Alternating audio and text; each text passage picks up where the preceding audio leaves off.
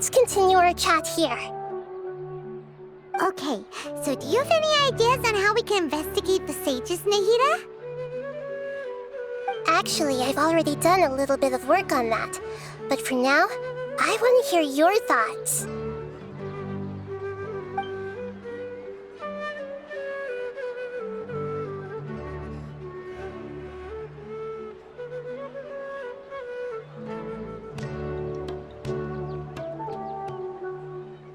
I've already tried that, but all the key members of the Academia, even the core of 30 guards, intentionally avoid wearing their Akasha terminals. It seems that from the very beginning, they've been guarding against info leaks from the Akasha. Of course, it could also be because they're wary of me. Have you already caught the sage's attention? I'm guessing not yet, but distrusting me would make perfect sense if they've ever paid attention to the urban legends about me. In any case, I probably can't take over their minds directly. No way, that's too risky. You mean it'd be too easy to get caught? No, it's not that. We shouldn't involve innocent students in this. A single mistake could completely ruin their lives. Doing that would be ignoring the safety of my people for my own selfish goals. How is that any different from what the sages are doing? That's a good point. Spoken like the god of Sumeru.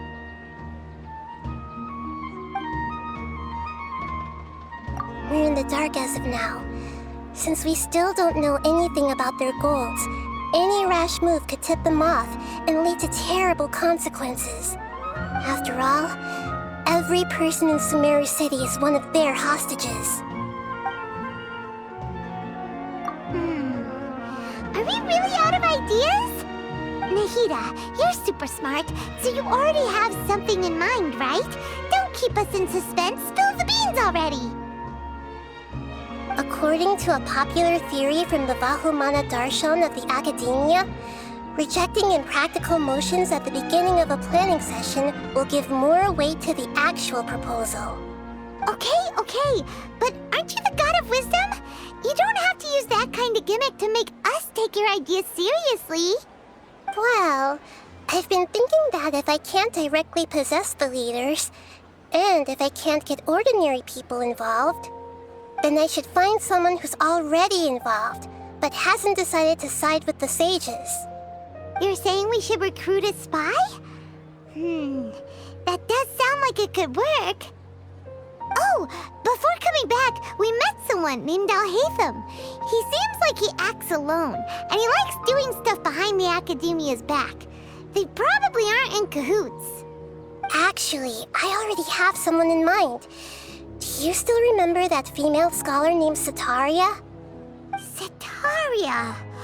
Paimon remembers now. Isn't she the one who's always trailing behind the Grand Sage of the Academia? We ran into her basically every time the Sumeru festival repeated itself. You could even say we're old enemies by now.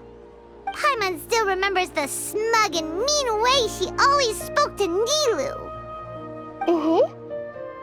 I've always liked observing all kinds of people, and Setaria has always stood out from the crowd. She was born in the desert and was hailed as their greatest genius. Her academic gifts allowed her special admission into the Academia, and also gave her the opportunity to serve as the sage's assistant. Oh, Paimon didn't know she was from the desert. She must be pretty special then. Paimon feels like most of the desert dwellers around the city are working as mercenaries. The name Setaria means star. When she lived in the desert, she shone like the brightest star in the night sky. Later on, she was chosen by the sun. The star was given a place in the daytime sky to complement the sun's dazzling light.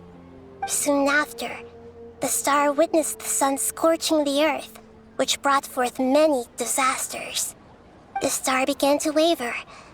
Instead of staying beside such a sun, wouldn't it be better to return and light up part of the night sky? But in the end, she couldn't give up the radiance of daytime. To cope with her shame, The star buried her guilt and closed her eyes. From the sound of it, Sataria's just hung up on the research opportunities here. But she doesn't really support the academia. She still feels guilty about not doing more for the desert, right? She's just running away from her problems. Indeed. When they are presented with complex moral issues, many people will simply plug their ears and go with the flow until the problem can't be fixed anymore. She's suppressing a lot of guilt, but before she realized it, she had already become the sage's accomplice. She can't deny her part in their schemes anymore. Right. We must somehow make her face her problems again. That way, not only can we get useful intel from her, but she can also use it as an opportunity to redeem herself. From my past observations, Sataria will take a day off from the academia every 10 days to do some shopping in the city. Tomorrow afternoon just happens to be a shopping day for her. That'll be our chance. To prepare, let's go check out some of her favorite spots and have a quick chat with a few of the vendors there.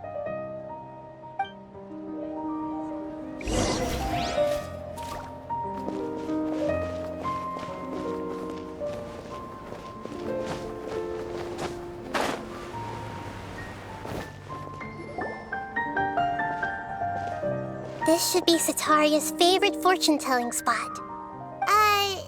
So should we ask the fortune teller about Sataria? No, I already have enough information on Sataria. The most important thing now is for you to pay attention to the vendor's talking style and key characteristics. Talking style and key characteristics? My poor lost lambs, have you become troubled over your fates? The divine voice of wisdom often echoes between mine ears. If thou be blessed today by the gods, I may be able to show you the way. Huh? Really? Nahida, you've been whispering things to her? Shh! My friend here has some doubts regarding her future. Can we get a fortune reading for her? Of course, of course. In that case...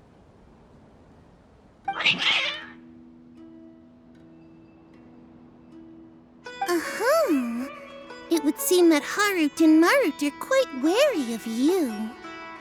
Perhaps, at some time in the past, you have somehow offended the gods. Only mocking the god of Animo, questioning the lord of Geo's financial savviness, and brawling with the god of Electro. Do those count? Oh, nothing. Go on, pick an aspect for her to divine. Health prospects. No problem at all.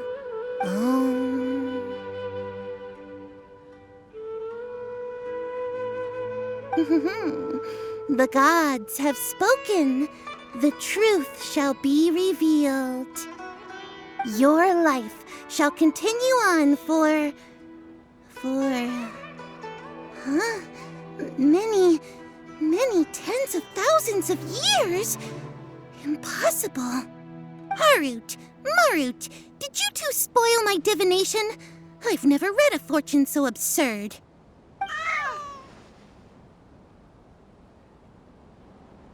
Actually, Paimon thinks this is probably the most accurate fortune-telling you've ever done. I admit that the orientation of today's celestial matrix is, suboptimal. As such, there will be no charge. Is that so? Well, that can't be helped. If you were to bring some food offerings for Harut and Marut on your next visit, perhaps they could help you reverse the wheels of fate.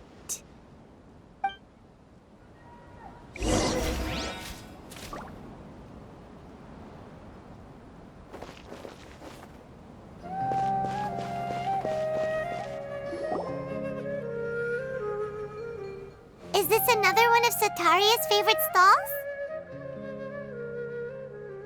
Yep, it belongs to a king. His father helped Sataria a lot when she first moved to Sumeru City, so she still comes by whenever she has time. When I start talking with him, listen carefully to the details of our conversation. Ah, dear customers, would you like to look at some pottery? We caught wind of your great craftsmanship, so we specifically came to take a look. Oh, I recognize you. Aren't you Miss Catherine from the Adventurers Guild? Sounds like I'm in for some big business. Speaking of, where did you learn this trade? I suppose you could say it all started with my dad. He's a mason by trade, but I picked up an interest in clay while apprenticing for him. After that, I began making pottery by myself in secret, and I simply changed trades when my works turned out well. Although it's a pity that I'm no longer making much use of the knowledge provided to me by the Akasha. That's nice. You're making a living doing something you love. So is your father still working as a mason? Oh no, not anymore. A few years back, he fell from a roof and broke his leg. Since he had already saved enough mora over all these years, he's just enjoying the retired life in Port Ormos nowadays. I see. We wish him peace and happiness in his retirement. I'll have someone in charge of logistics at the guild come by another day for some goods. We'll leave you to it. Take care now. No problem. Rest easy, all our goods are sure to meet your every need.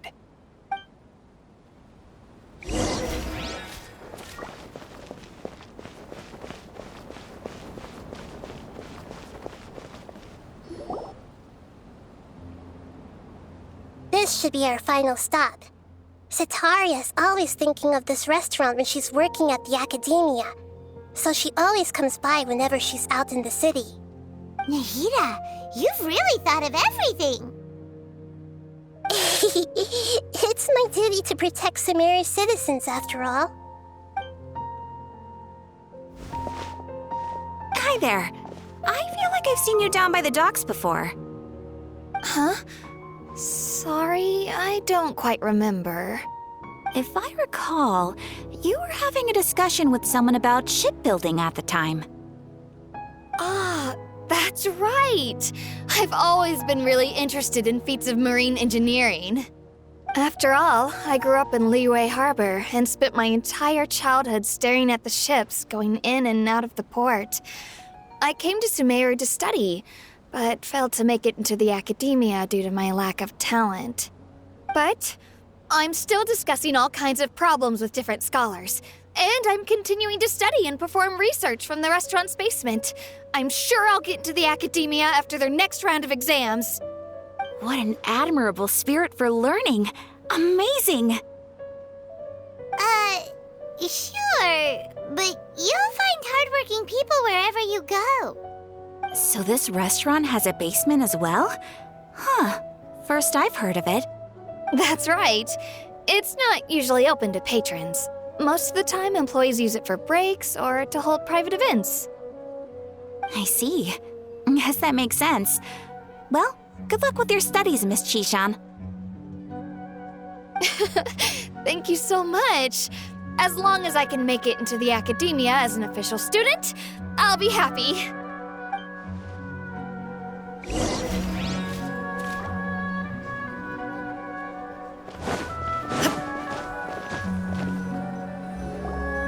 So, was that everybody? Mm-hmm. 3 familiar faces should be enough for Sataria. What's the point of all the information we've collected? Nahida, you still haven't told us how you're planning to make Sataria face her problems. Sataria is already used to avoiding her problems, so we must find a way to break through her usual sensibilities. I remember you mentioned that the Eremites in Port Ormos are all making a fuss about the upcoming resurrection of King Deshret. Although it's all just a boatload of nonsense, the fate of her homeland may turn out to be Sataria's soft spot. Oh, Paimon gets it now! You want to take advantage of the guilt Sataria feels about her homeland! Although she knows she should return home to help the people of the desert, all she's done is conspire with the sages. So how do we set that up? Well, King Deshret is long gone, and Sitaria is also too smart to fall for any simple tricks. If we simply engaged her under the guise of King Deshret's believers, she would definitely be wary of us, and we may not get anywhere. But if we were to borrow some of her close acquaintances to talk with her, her reaction would probably be very different. So you mean you're going to possess those people we just talked to? Yep. Possess them through the Akasha. Imply they've already converted to the faith of King Deshret, and then convey our made-up will of King Deshret. As long as everything goes smoothly, we'll get through to Sitaria for sure. She'll never guess that we had anything to do with it. So that's how you're going to use all the info we collected on these people. It's so that you won't slip up and break form. Possessing them will only work if you can manage to pass off as them. Exactly. So, best of luck with impersonating them. Huh? Best of luck? But we don't know how to possess anyone. That's no problem at all. I'll just share all their senses with you once I've possessed them. As long as you're also wearing an Akasha terminal, the effect will basically be as if you've possessed them yourself. Huh. That is pretty convenient. But why does she have to do this? Can't you do it yourself? Although I've been observing humans for a while, I've never been good at imitating them. You're not wrong. It's always been painfully obvious whenever you try to pass as Catherine. If it was at all possible, I would have preferred to leave these people alone. But seeing how things are now, I probably should just accept it and push on. Yeah, don't beat yourself up over it. We're only doing this to help everyone, and we'll only be borrowing them for a little while anyway. Alright, then let's give it a go tomorrow afternoon.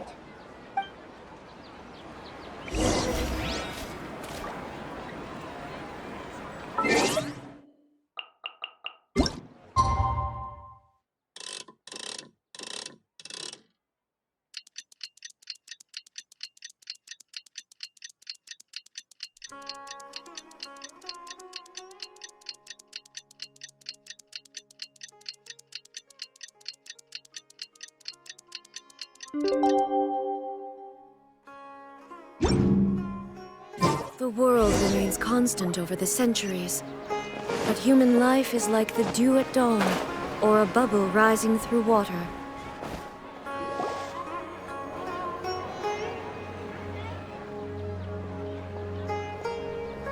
Oh, here she comes. Satari is here. Let's quietly follow her. Once she starts talking to her acquaintances, we'll find a safe spot to begin possessing them. As for how we'll sway her to our side, I'll leave that to you. I trust you'll know what to say. Paimon's starting to feel kind of nervous. Okay, let's go. Looks like they've already started talking. Let's find a hiding spot and get started.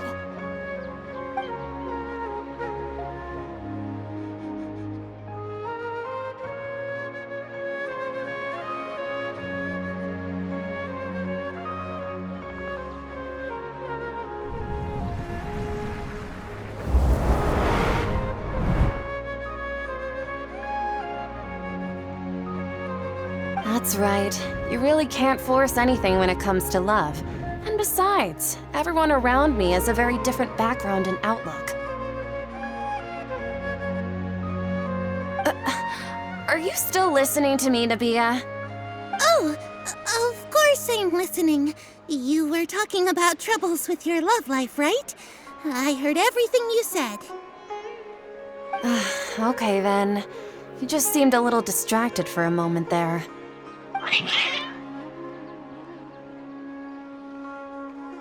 Strange. Your cats seem pretty worked up. Is something wrong? I always thought they were quiet, happy kitties. Oh, what are their names again? Ah, that's right. They are just little darlings, aren't they? Harut and Marut. So, which fortune do you want me to read for you today? You must have come for another echo of the divine voice of wisdom. I'd like to get another reading on my love prospects, but to be perfectly honest with you, I feel like I've been a real mess recently. A mess? Well, could you do a reading on how long it'll take me to finish my current project at work? I really just want to get it over with. I hear you. No problem at all. The gods will reveal the truth.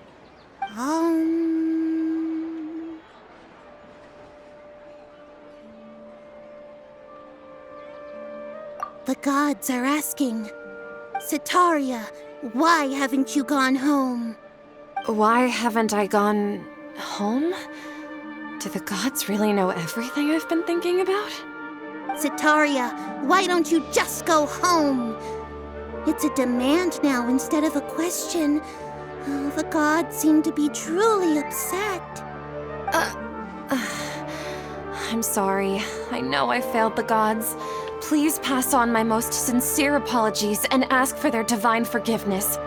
And if I may ask, Nabia, is there a specific god who's speaking to you right now?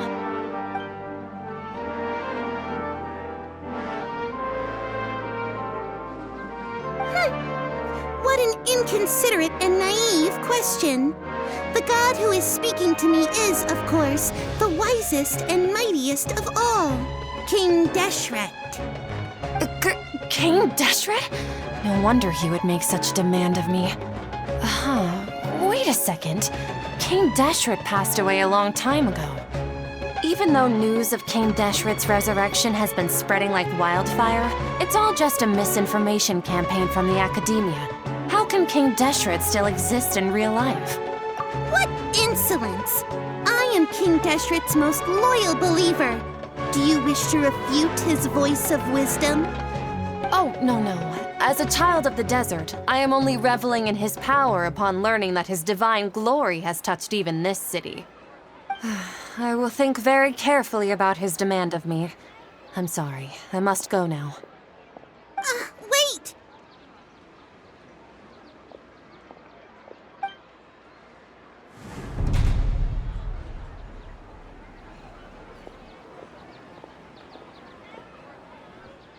Whoa!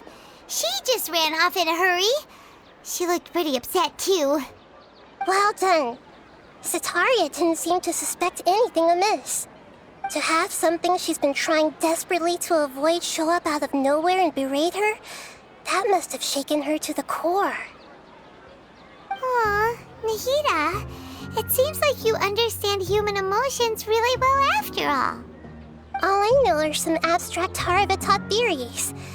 And in any case, my time with you has shown a lot of them to be utterly useless.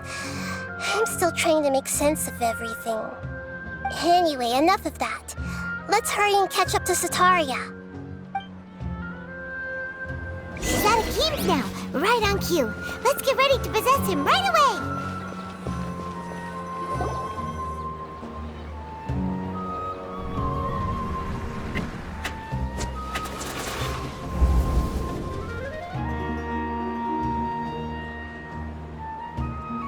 It's okay. I just got caught up in something. Oh, actually, didn't you ask me to help you look for work? What kind of work were you looking for again? Oh, right. Your old man's craft. How could I forget? Speaking of, how's he doing? Is he feeling any better? Oh, that's good to hear. I've been thinking a lot about him. If I could get some more time off, I'd love to pay him a visit. Actually, while we're talking about him, is he still living in Port Ormos? Yeah, he's been retired there for a while. If you could find the time, please write him a letter. Let him know that recently, faith in King Deshret has taken root in Port Ormos and has begun to spread across Sumeru. He has a quick temper and has always been a devout follower of the Dendro Archon. I don't want him to get into a fight with those King Deshret believers because of a difference in beliefs. Oh? So, who are you siding with in all of this? The Academia or King Deshret? I'm so jealous of you. You were born a child of the desert, yet you chose to betray King Deshret, and now you spend all your time with those crooks from the Academia. Akeem, you don't mean you've also become a believer of King Deshret? What's so strange about becoming a believer of the wise King Deshret? In fact, aren't you the strange one? The one who still can't pick a side? Can't pick a side? Me? Whoa! Paimon had no idea you'd be so good at this! You really zeroed in on the issue and put it right in front of her. It might feel a bit overwhelming for Setaria. But once everything is over, I'll be sure to pay her a visit to her mind and explain everything. Anyway, let's keep going.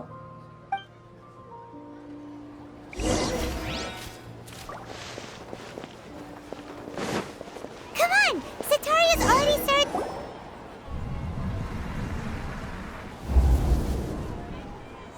So, Shishan, have you noticed anything weird in the city lately? Like, as if someone was trying to preach to you about something?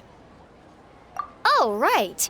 Speaking of strange things, I celebrated the Sub-Zerus festival so many times that I lost count. That was really weird. Wait, how could you be aware of that?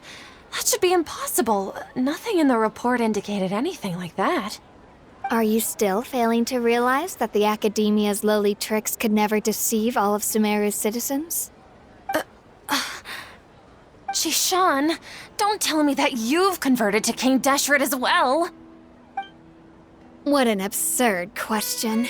You make it sound like I should be ashamed for becoming a believer of King Deshret. In reality, shouldn't you be the one who is ashamed? You, who works side by side with the Academia and treated people as nothing more than experimental subjects? Please, please stop! Even now, Setaria's still trying to run from her problems. She can no longer justify everything to herself. Hey, she's trying to talk to the guards! What should we do? This is the most important part of all. Quick, get ready. Mercenary, you're a member of the Corps of 30, correct? Please help me pass a message to the Matcha right away. The situation in the city is getting out of control. Please, try to remain calm, miss. Tell me what's happening in the city. Heretics are infiltrating the city, and they've already converted many residents to their side. Heretics? What kind of heresy are you talking about? King Deshret! Many people I know have suddenly started believing in him, but he's long dead. It's impossible. Miss Setaria, nothing is impossible. You know my name?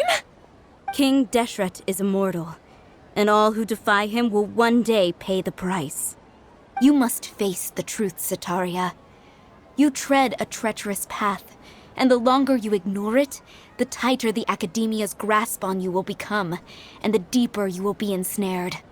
Child of King Deshret, never forget that the desert that belongs to you lies elsewhere. What's so strange about becoming a believer of the wise King Deshret? In fact, aren't you the strange one? The one who still can't pick a side? What an absurd question. You make it sound like I should be ashamed for becoming a believer of King Deshret. Setaria, why haven't you gone home?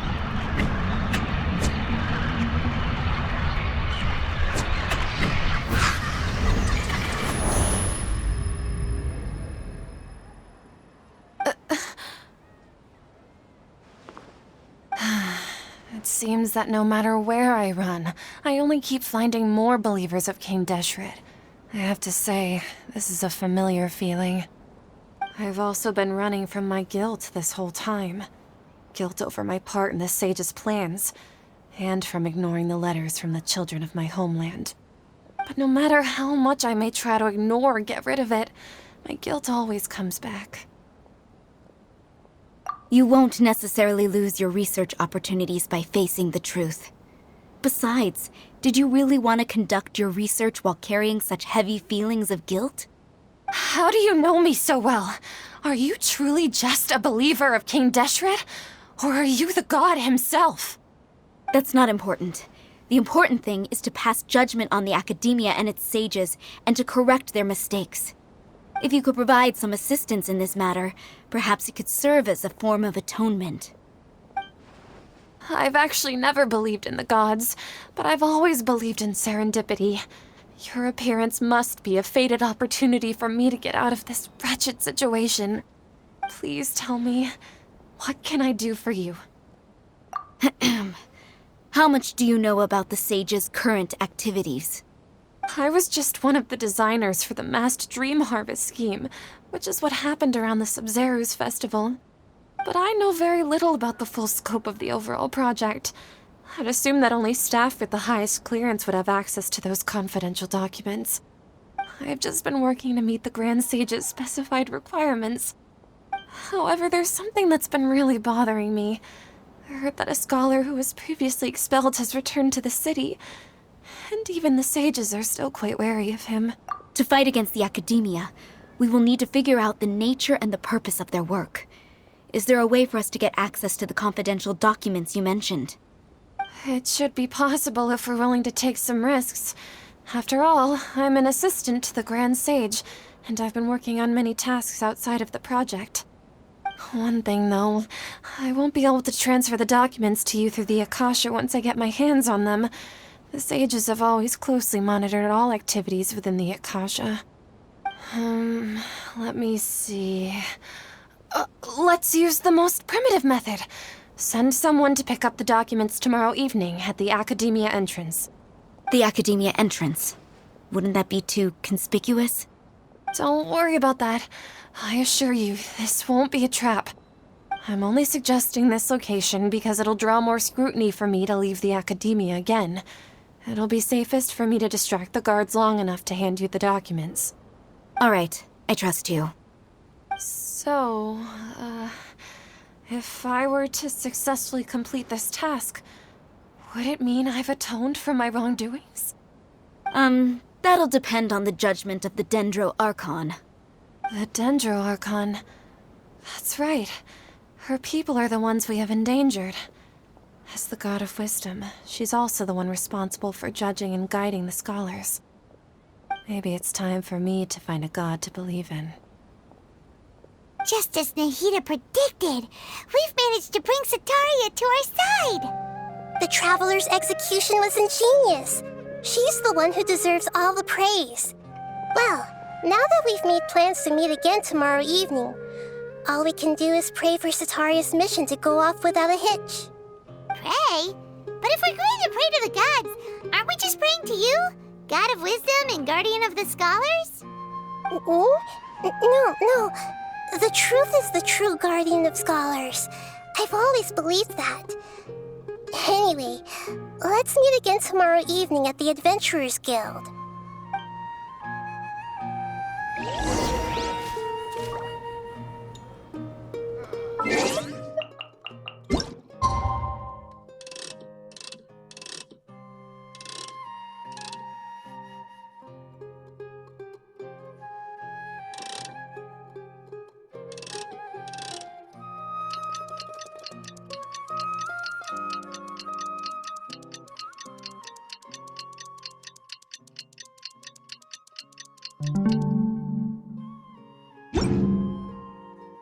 All the world holds dear is but a backdrop of constant motion.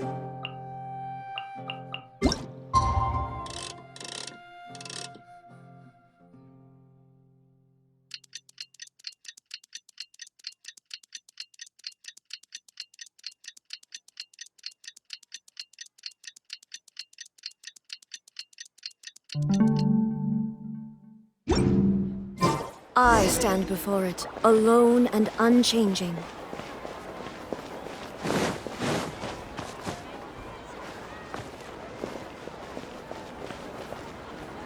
Catherine, we're here! Oh, you are the other Catherine, right? That's right. I suppose I'm the other Catherine in your mind. Shh! We're on a secret mission tonight, so we need to protect Catherine's identity. Yep, Paimon's right. We cannot fully rule out the chance that the meetup tonight is just a trap. If something were to happen, my existence may be the only trump card we'll be able to play. After all, the Academia should still be unable to confirm the existence of my consciousness in the outside world. Yep, exactly. Just what Paimon was thinking. Anyway, enough about that. Let's just make sure to be on our guard. Off? What do you feel is off? It's the middle of the night. Of course it's quiet. You're not getting paranoid, are you? No, I think she's right. It really is a lot quieter than usual. If you look around, there seems to be fewer people on the streets. I'm not sure if this is the case for the entire city, though. Huh. Maybe it's just a coincidence. Maybe Sataria figured out a way to not only distract the guards, but also to get everyone to go to sleep early, just so we can exchange the documents in peace. I also can't quite figure out why things feel a little off. But now that we're here, let's go ahead and meet her as we planned. Well, regardless, as long as you're here with us, Paimon feels a little safer.